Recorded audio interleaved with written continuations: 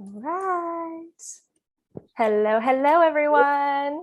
Oh, What is up? We are live. It is Monday.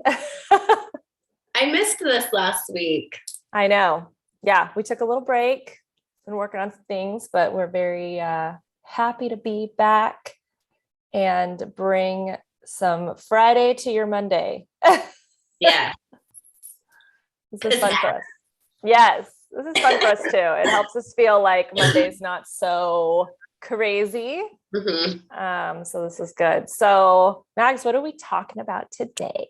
Today, we're going to dive into time scarcity. This is something that impacts pretty much everyone at some point or another. And so scarcity in general is just the idea that there is a limited amount of something available.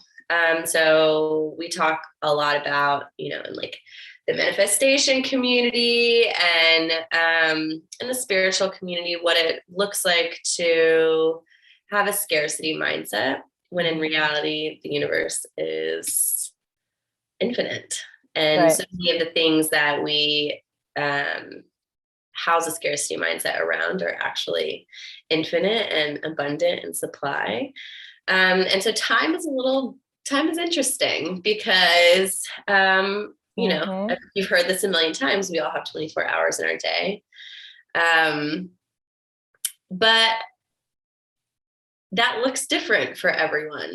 And time is a construct. We have created it as humans, really.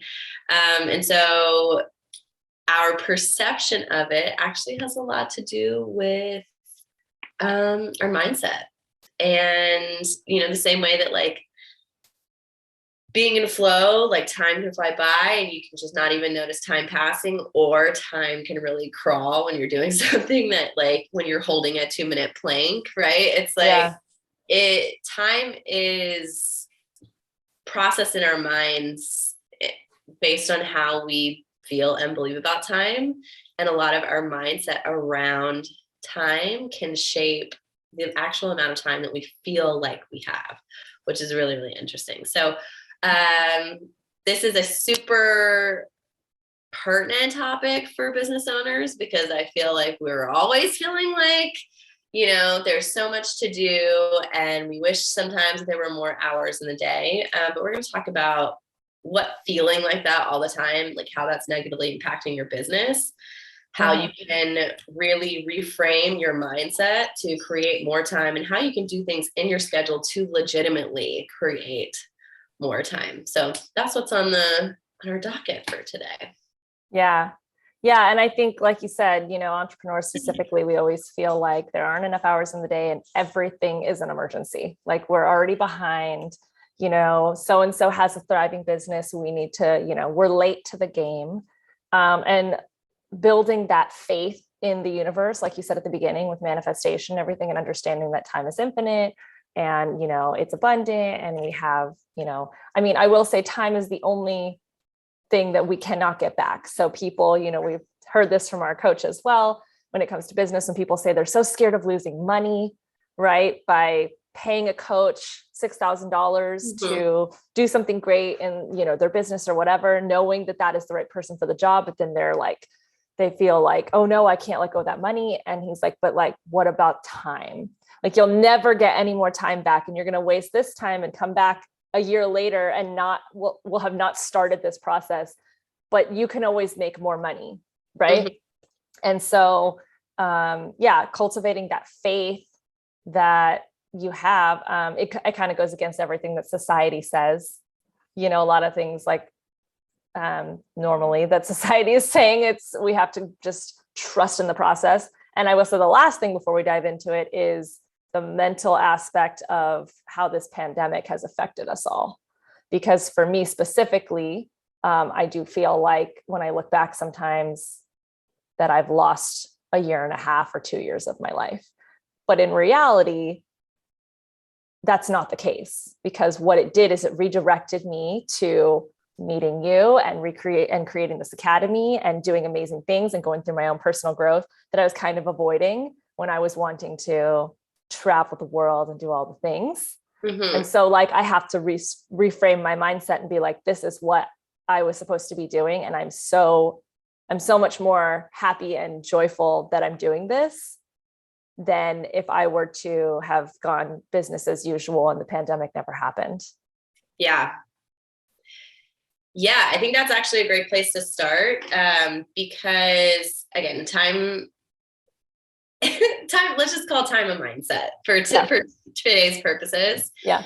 And the negative impacts that having a scarcity mindset around time can have on your business are pretty much endless. So this is actually one of them. So this belief that doing something other than what you thought you were going to be doing is a waste of time is a huge problem in your business and in life. So, when we know exactly what we need to do, and we are so sure about how to get there and so sure about the tasks that we need to do and so sure about what everything looks like, we can actually block ourselves from following a path that is more aligned and perhaps easier. We can block ourselves from accepting help from people who are available guides. We can block ourselves from opportunities that are really rich and progressing because we are just so laser focused ahead on what we think we need to do, and we're not really able to remain flexible. And so when this happens and we somehow do get, pushed off course a little bit, we can be poisoned with this idea that we're wasting our time. And so this is a really interesting aspect of time scarcity, is the idea that anything that isn't on your schedule is a waste of time. Yep. Because what do you deem? I mean, that's the thing. That's also like, things have value because we put value on them, right? And so like, why is it something that we deem important? We put value on that versus, the universe or other people thinking it's just as important. When in reality, it's the concept of like the ant and the butterfly is a metaphor I use a lot, where you're the ant and you're moving through the world and you see like, oh, this is important and this would be the thing that would change the game for me, or this is the person I'm supposed to be with. And the butterfly sees way ahead. It's like, oh, no, there's a better person for you. There's a better opportunity. So it's, again, trusting that your opinion of what is important and what is of value is not really the only deciding factor. Mm-hmm. And shouldn't be. Right. And it's this, our ability to remain flexible, because here's the thing, if you think that something's a waste of your time, right? If you were scheduled, and a lot of this comes back, and we'll deal with this in the more practical part of the live later of the training. Folks struggle when they create their schedules. They cram way too much in. They either overestimate or underestimate how much time things are going to take. They don't prioritize correctly.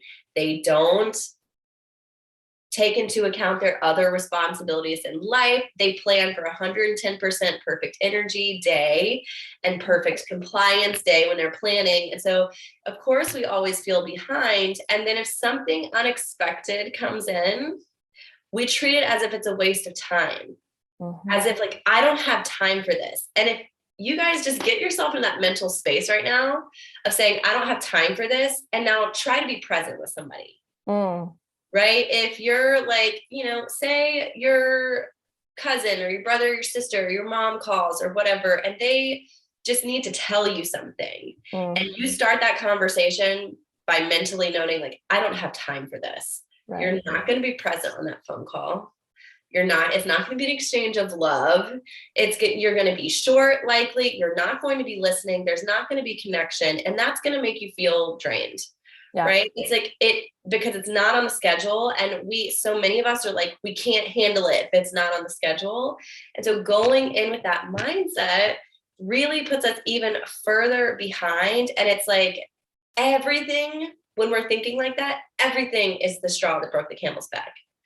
because we are so far at capacity that we have not created any space for anything that's off of the schedule. And like life happens off the schedule, you guys. Like life happens in like the chance meetings and the like, you know, crazy encounters with people who have like a business that's aligned with yours, or who have a client that would be also a really perfect client for you. Like when we are so laser focused on just the to-do list and just our what we planned out for the day, we are literally blocking everything else and saying it's not important.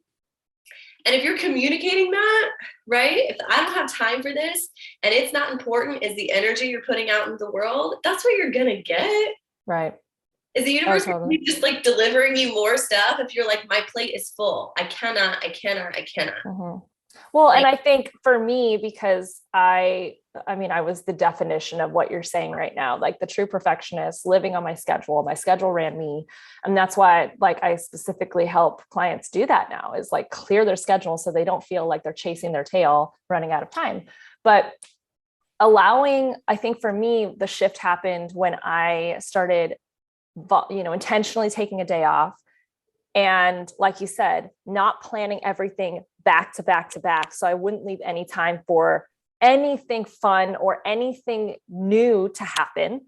Right. So that's the thing, is we want all these opportunities and we want all these things to happen, but we are literally not leaving space in our schedule for those things to join us. And so like I could go see like, oh, I have to go drop something off at my husband's shop. And then he could introduce me to someone, like you said, that could be, and now I'm having this conversation. Oh, but I'm already late for another meeting. It's like, but I should have time in there where I could have a conversation with someone and not feel, like you said, and be present.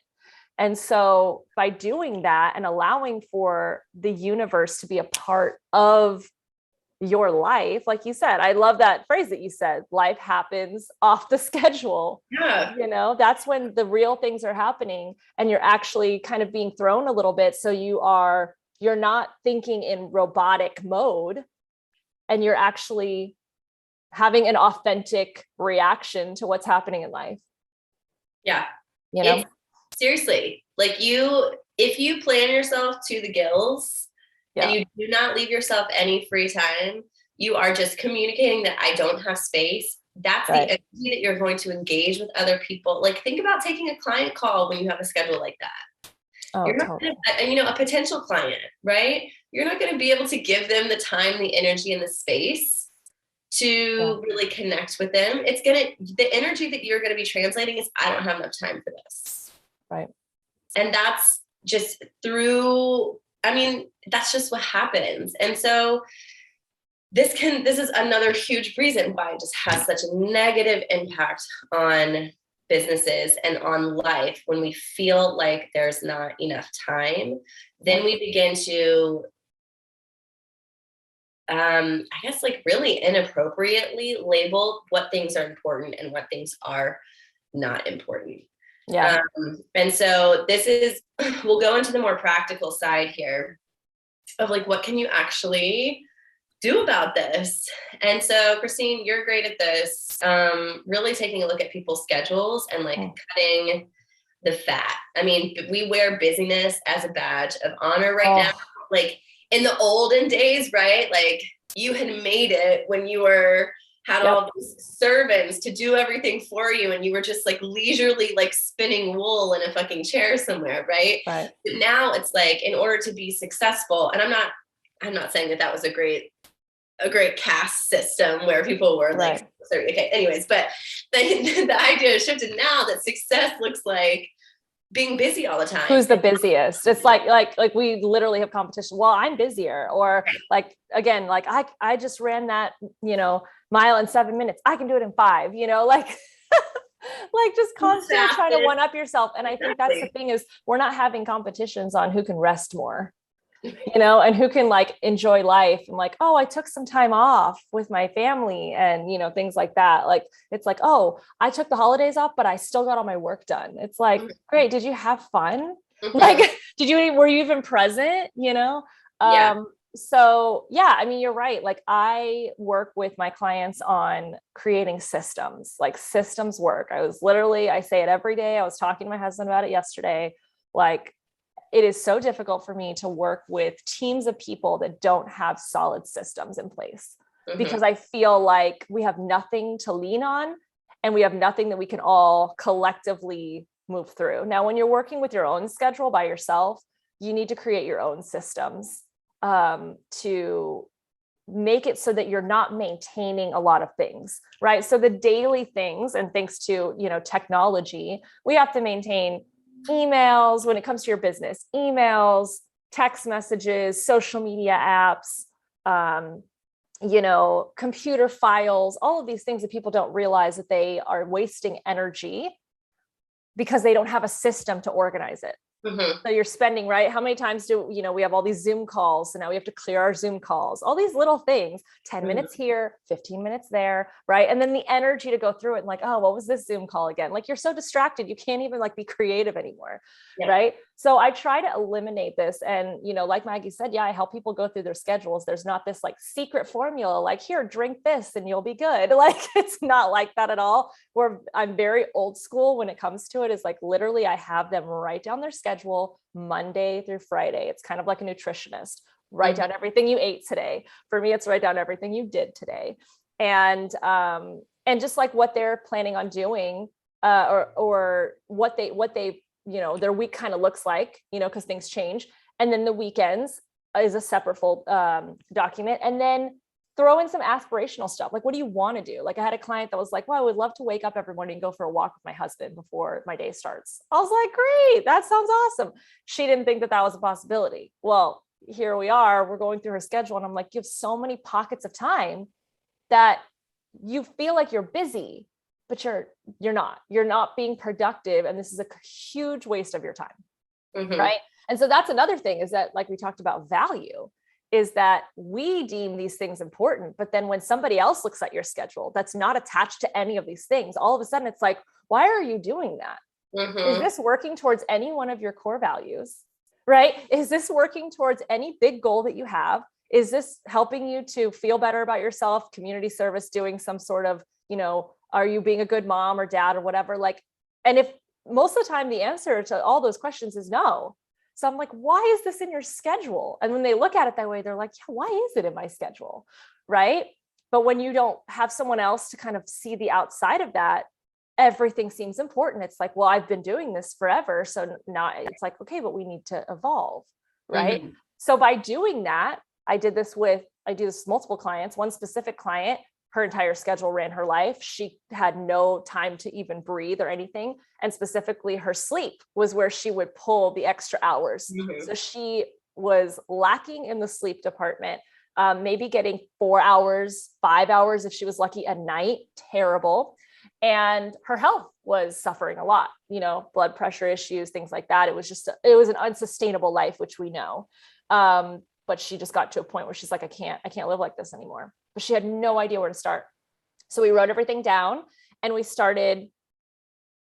did a couple of things. We started, stacking and grouping a lot of her activities together instead of doing all of the chore stuff spread out over 3 days. It was like, let's just do it all in like 2 to 3 hours on Saturday morning.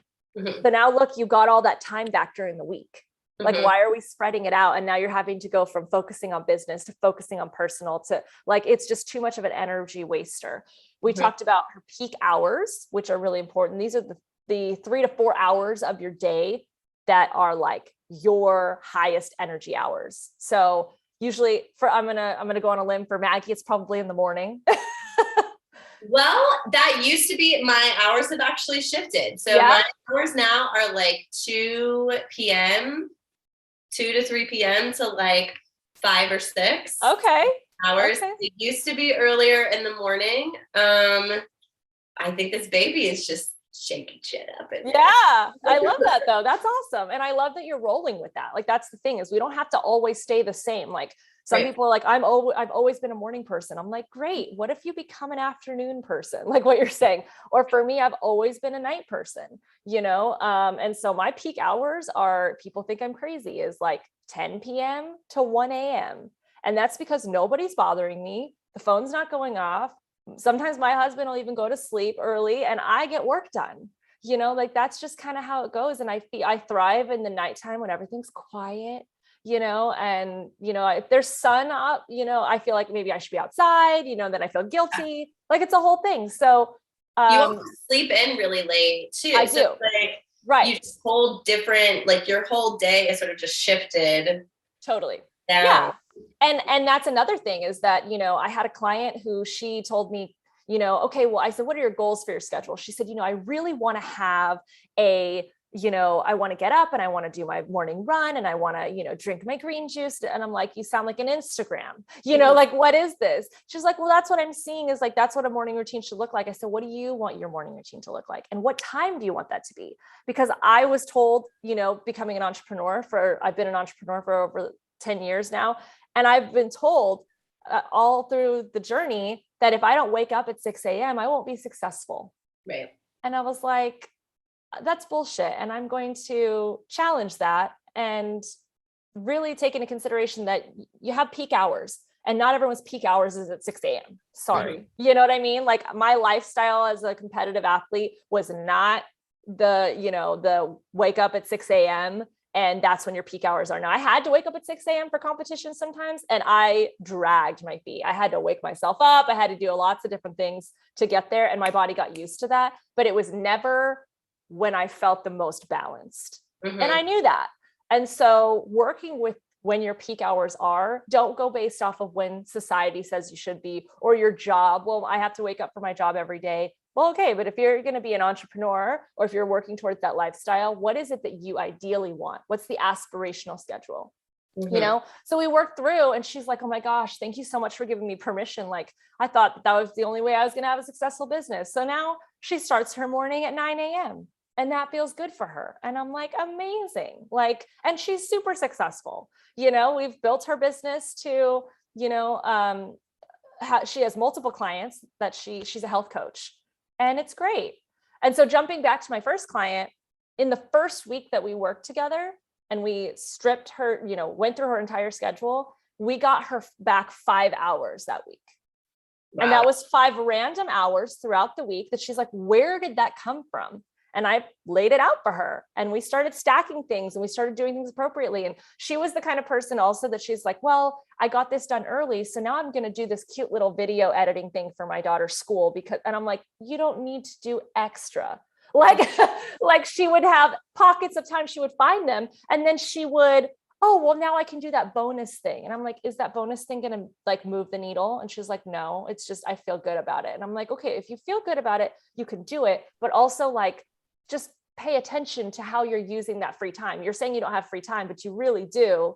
And you're using it to do more work. That's a choice. Yeah. I think a lot of us use those. So I think that's, doing something artistic or like creative or something for your kid's school, like that can have the potential to feel really good. Something that happens a lot of times though, when we create those pockets of free space, is that we just spend time on scrolling. Yeah, absolutely. Yeah, totally. And that's why, honestly, I had her write down the things like, obviously we don't write down like when you're sitting on social media for an hour, unless it's like content creation for an influencer or something. But I had her write down all the things. And I think everybody should do this exercise. Write down your schedule Monday through Friday, and then do a separate one just for the weekends, because your weekends look different. And put in red the aspirational things you would like to do. She had like 3 or 4 things throughout the week. And by the end of our 12-week session, so after the first week, she got back 5 hours. After the second week, she got back 10 hours. We doubled that. And then we started, just playing around and experimenting with the schedule. She was getting back more sleep. By week 10, we worked together for 12 weeks. By week 10, she said, Christine, I will never be able to go back to sleeping 4 to 5 hours a night. Mm-hmm. She's like, I just can't, like, I don't even know how I survived as long as I did doing that. Mm-hmm. So now she's regularly no less than 7 hours a night.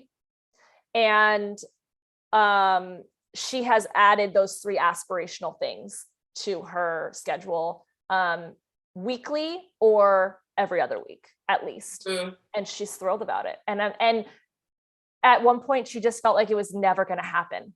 Like, I'm just always going to be busy because this is who I am.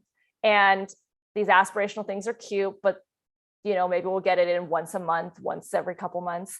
And she's like, my sleep schedule, like, she was going through a huge graduate program, and that was taking up a lot of her time. And she would use her sleep hours to catch up on that work. And I was like, we need to have measurable goals and deadlines of when this needs to be done. And your sleep is something that cannot be,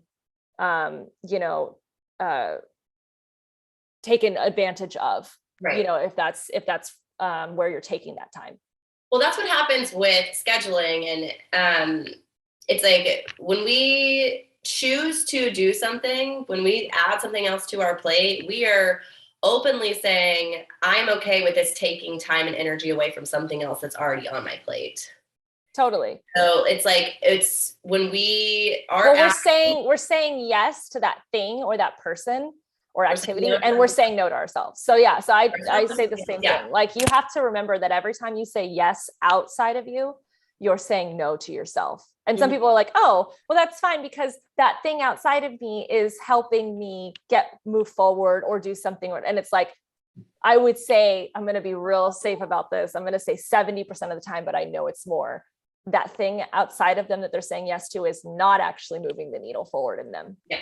And they don't realize that they trick themselves into thinking it is, and that they're spending their time wisely. But you need to start, it's the concept of essentialism. You have to start saying yes to yourself more. And that means saying no to other people. There's only one of you, and you have the same 24 hours, that everybody has. Well, and that's what we're trying to really divorce ourselves from here, and the work that we do and espouse is that you can be successful without sacrificing your sleep. If you look at Ariana Huffington, she follow her story about sleep. It's so fascinating. She was very young and had basically a stroke kind of. It wasn't, I don't think it was actually a stroke, but those were the symptoms that she was exhibiting. And she collapsed. And it was all because of lack of sleep. She's running these publications, and she now she has a little, I think she has a bed that she puts her phone into that's in another room before she goes to bed at night, and she gets her 9 hours of sleep, and she's still a super successful woman. And so it's just reframing. Her mission too is to reframe this idea that we have to sacrifice our sleep. And we're sacrificing so much when we keep our schedules packed like this, but we don't need to. And so that's why, again, time is sort of a mindset. So I love what Christine was saying around, having somebody else look at your schedule who doesn't have an attachment to all of these things that you're doing, and really be able to ask and answer those questions why is this here? Well, it's the Netflix thing, the Marie Kondo, does this thing spark joy, right? I think it should be exactly the same question, but a little bit tweaked of, is this thing working towards your core values or your highest goals? Right. And if it's not one of those things, does it spark joy? Is it making you happy? And maybe one of your core values is relaxing. There's so many ways around that question, but you need to be asking yourself that for every activity that's on your schedule, because otherwise, why is it there? Mm-hmm. So it sounds like your method is to get really clear on everything that's in the schedule, throw out things that are not, either sparking joy, part of your core values, or taking you closer to your business or life goals. So strike everything out, group common tasks together. Yes. So I'm telling you, when we do a clean sweep of just things that aren't, for joy, things that aren't goal oriented or core value oriented, that's already gets rid of a few hours right there, easy peasy.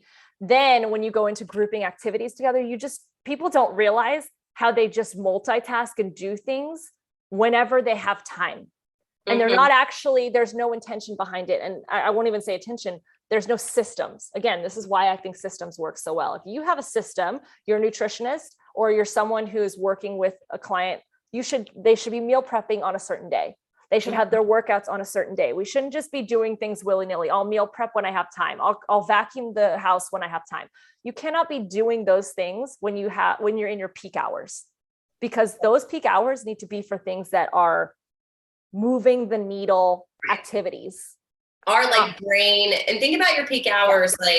Peak hours are not for working out. Peak hours are not for, picking up the kids. Peak hours are for when you need your brain Yeah. on point, when you need to be creative, when you need to make decisions, when you Yes. need to design things, when you need to really pull that needle forward. When you need to like be there for a client or be, you know, solid in an interview, when you're, you know, for a lot of people who are creating content and value online, they need to be, you know, at their best, because that content is going to literally move the needle, because it is being shared on so many platforms and eventually broadening their brand, right? That's the only thing that you can show up for, versus you can have an admin input some emails that's going to drain you, you know, like, or again, like tasks like working out, right? Working out is just a maintenance thing, right? But if you pair that with a growth activity, like putting in some earbuds and listening to an audiobook, right? Then you feel like you're actually getting some value out of that and you're working out. It's like a double, but you don't need to be doing that during your peak hours. You can do that during your okay hours. You'll still get a good workout in, and you'll be, you know, listening to a podcast or something. Yeah. There are so many little tricks that you can do throughout your day to create more time. Yeah. And one of right, we have like grouping these tasks together. I think also really prioritizing what's most important today and what isn't, and creating intentional white space in your schedule. So where there is actually, and this is different than buffer time. So you need both. You need buffer time in case a client call goes over 45 minutes, or in case you get stuck in traffic. Exactly. Or any extraneous thing that happens, right? Something takes longer than you think. You need a little bit of buffer time in your schedule to account for that. Totally. First of all. And the second thing is we need white time in our schedule. So we are so purposeful about scheduling in every single thing that we need to do for our business. And we are often not as purposeful about scheduling in things that are fun, things that feel good. Right. And I like how you were talking about with your clients, you have them like in red, their little aspirational goals, like taking a walk with like the husband. Like these are things that don't need to be linked to productivity. These are things that are like not purposeful at all, that just feel good for the sake of like feeling good. Well, it's the life between the schedule that you're talking about. It's actually enjoying. And I want to mention something on that word productivity, because actually one of our clients in our academy posted something yesterday about this time that they want to have. They wrote down a couple of schedule items for the day, and they said, this time I want to have zero productivity, walk in nature. And I said, I love everything that it says on there. I said, I just want you to flip one word, is productivity, because we need to redefine what productivity means. And I believe now, it took me time to get through this phase too, because I was exactly the same way, that being productive means that you are doing something that is moving you forward. And that can mean resting. That doesn't always mean you have to be go, go, go. So if she wanted to walk in nature, I said, you just want to write there that says zero work, right? But I still think you're being productive by walking in nature, because you're prioritizing your resting time or your recharge.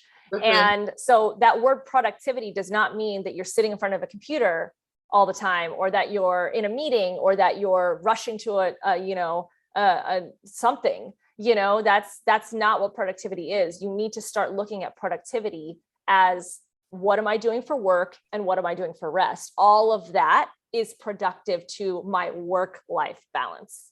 Yep. And I think it's really important to mention, for these like white spaces that you're scheduling in now and forever more intentionally into your schedule, is that these are not times to multitask. These are times to do singular tasks. Now, you can go on the walk with your family, so you can have family time and nature time together. But this is not the time to be like reading or like listening to a self-help book or an educational podcast while you're out in nature. It's like, no, do one thing. And we're plagued by multitasking everything, by trying to stack all these and yes, that's really great for productivity, especially in our peak hours, to stack different tasks. Although our brains are not capable of doing multiple things at once. Our brains will just lightning fast flip between the two things that we're doing. So as much as we can be doing one task at a time, this really helps soothe our nervous systems, but especially in your white space, don't try to cram everything that you want to do into 1 hour. Pick one thing, and no, you don't have to cram everything that you want and like to do in 1 hour, because another hour is coming soon. Because you've put it in your schedule. It's no longer scarce. So you can really take your time and do these things that you enjoy without needing them to be without every single second as if it's slipping through your fingers. That's the scarcity mentality again. So really allowing yourself to create, and what we want to make a challenge this week. We want to say 1 hour total in your week. Schedule in 1 total hour of white time. Yeah, white space. Yeah. And so just so you can understand a little bit deeper, the concept of white space is that. It's kind of like what they say. What is it that when it's on the radio, static, or, something that is just clearing out all the noise, right? You need to go do something that no phone included, that is preferably outside, because that just brings on more of, great life and feeling and breathing and all that. Some people choose to do meditation. Some people choose to, I love to go to, here's my trick, is going to a salt cave and just sitting in the Himalayan salt. Music, it's kind of a meditation, good for my breathing, all the same. There's so many ways to do this, but this is a term that when I was introduced to it, I was like, what is that? That's not something that I ever was raised on. And I think it's terrible, because Deepak Chopra's children probably know what white space is. You know what I'm saying? And again, it's if you grow up in a rich family, you learn things about finances that other people don't learn. Same thing if you grow up in a spiritual family. And so this is common knowledge. This is something that should be common knowledge, that everybody should know how to do, that you should not be always prioritizing the work. You should also be prioritizing the joy. Otherwise, you're just going to see your life go by, and my husband and I are having a lot of conversations about this right now, of where we want to be in our life, before kids and all these things, and, 6 and 7 figure salary, annual income and things like that. It's but how can we get some of the things that we want, that we say we're going to wait until that income shows up? How can we get them now, just in a very different way? And it helps you to expand your creativity. You know what I mean? I really want a personal chef. Well, I think that to have a personal chef, you need to be making a lot of money to do that. But then I started looking it up, and there's a whole service industry of personal chefs that are cheaper than some of these meal plan, delivery services. And I'm how did I not know about this? Because I had it in my mind that this was already a certain level of life that I needed to acquire before I could have this, this bonus or whatever. And that's not the case, so live your life now. Don't wait until you've reached that goal or made that money or did this until you are now I can live my life the way I want to. I fall victim to this all the time. I have to keep reminding myself, tomorrow's not promised. Live it now. And so if today was your last day on earth and you just went through the motions of your schedule and didn't have any time to walk outside even for 5 minutes and enjoy nature, would this be the last day on earth that you would want to remember? Right. Probably. I mean, I don't know. It depends on you. If you're living your life, in accordance with, and everybody could say, well, I love my job. I love what I do. Yeah, I love what I do too.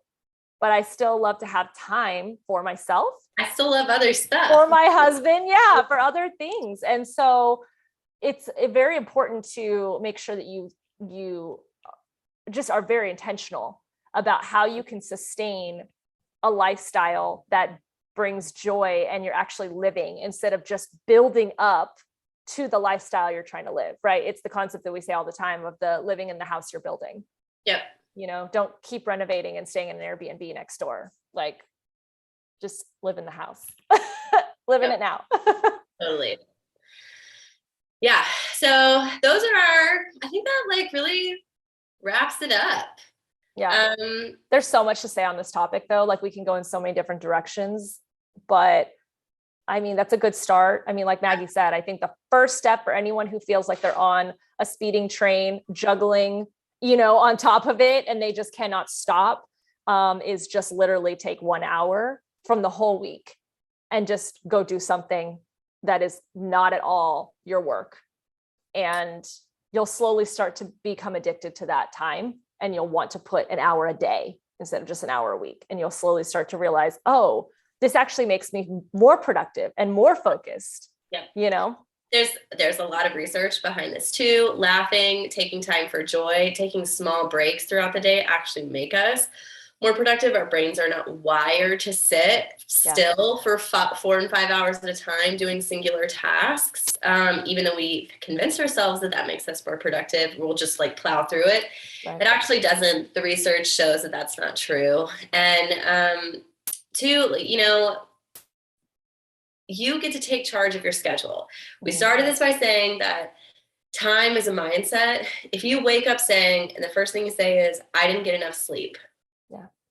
That's right. You didn't get enough sleep. You're starting off in scarcity. I have too much to do today. I don't know how I'm going to get through all of it. Mm-hmm. Check in with that language. Check in with that self-talk, because that's going to shape your experience of the whole day. Two people could do the exact same thing. You could do the exact same thing. You could live 2 of the exact same days and have a different mindset about how much time you had, and it would drastically change how you engage with everything in your day. And so we've given you all of these tips about how to really like dive into your schedule and like rip shit out and clump shit together and add shit in. And that's all great. Those are the practical, like hands-on, you can physically do that. The last piece is like your mindset. And how you feel. Exactly. Right. Just like you said, the things that you're saying to yourself, if you feel like you're constantly going around saying, I don't get enough sleep, when are you going to finally do something about that? Your body and your verbiage is literally saying it to you. Mm-hmm. Like what more do you need, And honestly, something as simple as saying, like, as soon as you wake up, before your feet hit the ground, wow, I'm so rested. Even if you're not. Right. This especially for like, families with young kids and like people who like during launches are like trying to expand their business in some way that's like taking a little bit of extra. Like, even if you're not, just experimenting with starting the day with, wow, I'm so well rested. See how that shifts how you get out of the bed. See how that shifts how you get through your morning, and see if that energy, it's these little things, guys, that make a huge difference. And your life will begin to organize itself around these new ideas that you have. Yeah. So if you believe that there is enough time, and this is the last thing really, is like the amount that you do in a day does not determine how worthy you are. So if you believe that everything that you've done this day is exactly what you need to do, and that there's exactly enough time to do everything that you needed to do today, even if you didn't finish your to-do list, and then that's enough, that is something you can go to sleep with. Mm-hmm. And then that really challenges above all else this idea that time is scarce, because, it really is just how we view what we have to do. Mm-hmm. And so shifting the actual, nuts and bolts of what's in our schedule plus our mindset will allow you to be in a place of time abundance. Mm-hmm. Feeling that there's always time, and that you have enough time to stop and help someone. You have enough time to chat with a friend that you haven't talked to in a long time. You have enough time to like play that game with your kid, or spend an extra 30 minutes with a client who's really going through it generously. Yeah. You will have a generosity of spirit that it translates into everything that you do, and grows your plate, actually makes your plate bigger, so that you can take in more stuff and opportunities that are coming to you, that are blessed and like bequeathed to you. And so it really is like, because it all comes back around. Right. So by giving out more time, it's the same thing of money. You're going to get more time and you're going to have things, you know, rearrange themselves in your schedules that you never thought possible because you're not stressed about it anymore.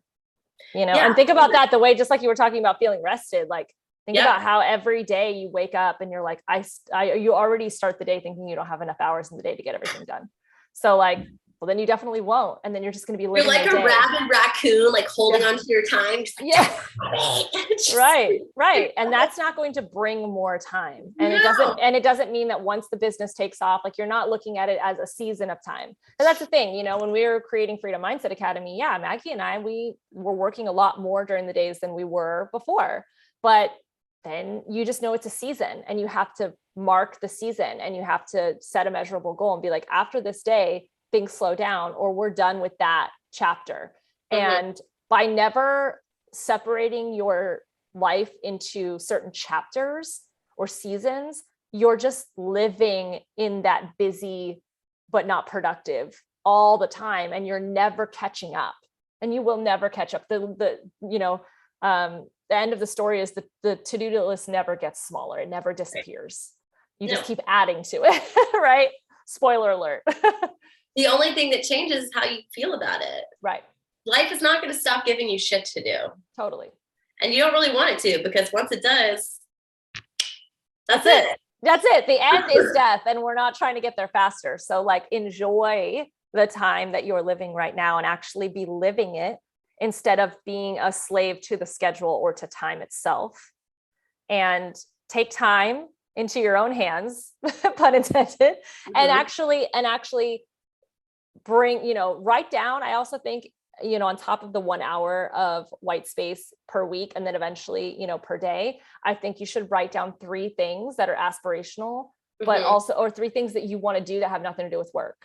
Yeah. You know, whether it's go for a walk or start playing, adding a hobby, you know, playing a sport, doing different things, like having fun, something that is fun. And that's what she did. It was, going for walks in the morning with her husband. She wanted to do like a reading hour with her kids, like all these things that were not work related. And we easily found time once we got the 10 hours back. Like it was a no brainer. I was like, oh, well, it'll just fit right here. And it's like, now you have to be intentional about actually doing it and not filling that time with other things. Once you get the time back, you got to make sure you fill it with the things you actually want to enjoy your life and bring joy. Yep. Absolutely. So, yeah. And then the last little tip here in terms of mindset, and this goes with like how you speak to yourself, right? And what your internal dialogue is, rather than saying, I have to do this, I have to do that, I got to do this, I got to do that. I get to. Everything that we do, everything that we get to do is a gift. You guys, again, tomorrow is not promised. Tonight isn't promised. Being alive is a gift. You have this moment. That's it. Right. And it makes me always feel like that, right? Like it makes me feel shitty. Right. But if you can just change our language around it and say, I get to do this thing and that's hard, it literally shifts your energy and the energy you bring towards it. So these little shifts make a huge difference over a day, over a week, over a month, over a lifetime. And they really do serve to create more space, more time, and a greater sense of ease across your life and everything that you do. Yeah. So. Yep. So raise your awareness, be intentional. These are all good things. We hope you enjoyed this. We're very, very happy to be, jumping into a new year, helping you guys with all the things, the intentions, the habits, the worthiness, all of that. And yeah, we'll see you next week. See you Monday.